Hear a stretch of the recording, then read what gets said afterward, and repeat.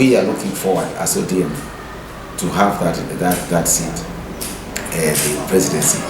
And as SMEO, there is also a lot of support from all the affiliated parties in the SMEO that they are supporting this cause. And even our president, Nuru Angwenyi, is very supportive, and I know he controls Mount Kenya region, and his involvement in Raila's bid to gain the presidency, it's going to be very, very productive. Any school in KITUTU CHACHE not to be a national school, he has never developed that. That's something that he has forgotten completely.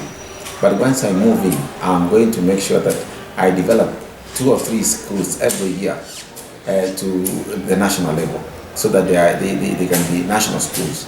That is two girls secondary schools and 2 boys secondary schools, at least every year, 2 every year, so that we can move forward.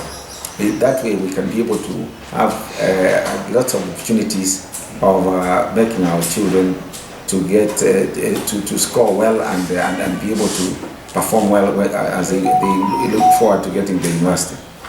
The bursary is not well distributed to the people of KITUTU CHACHE. Come to the bursaries. My investigation shows clearly that the bursary is given to the wrong people.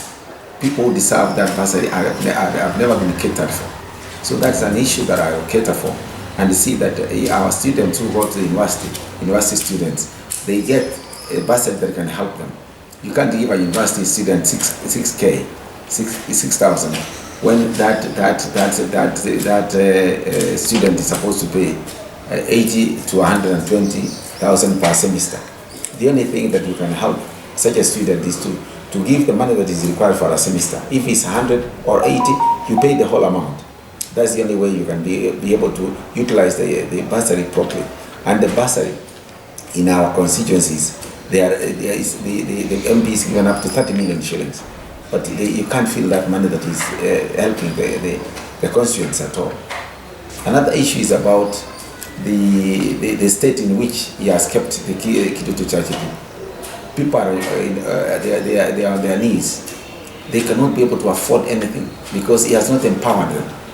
My first and foremost thing is to empower them so that they are strong economically by teaching them on how they can be able to they can sustain themselves.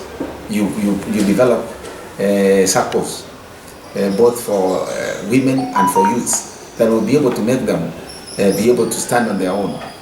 Because once you do that, you'll have developed a very strong constituency that can be able to, they will not be able to run around asking for help, but they'll be strong and they'll be able to support themselves effectively.